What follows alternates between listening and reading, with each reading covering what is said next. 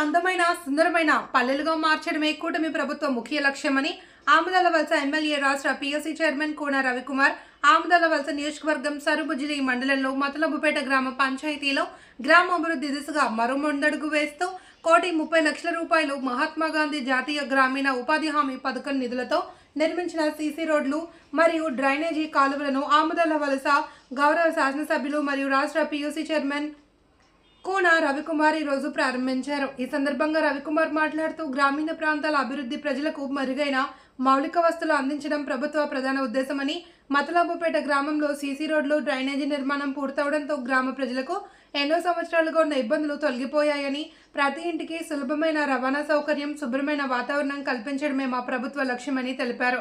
ఈ కార్యక్రమంలో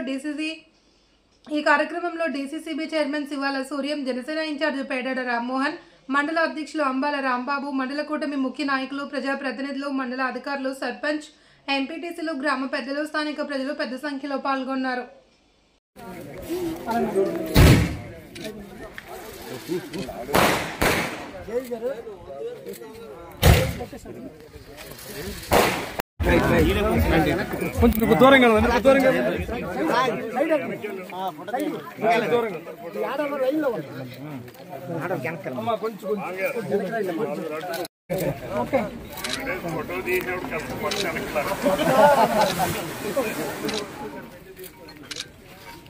okay sir.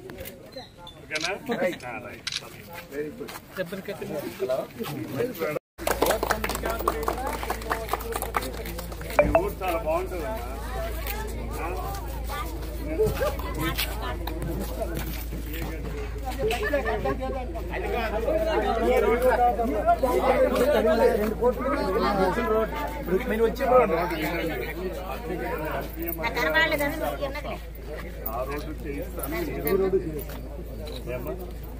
ఈ రోడ్ అయితే త్వరలో అయిపోద్ది.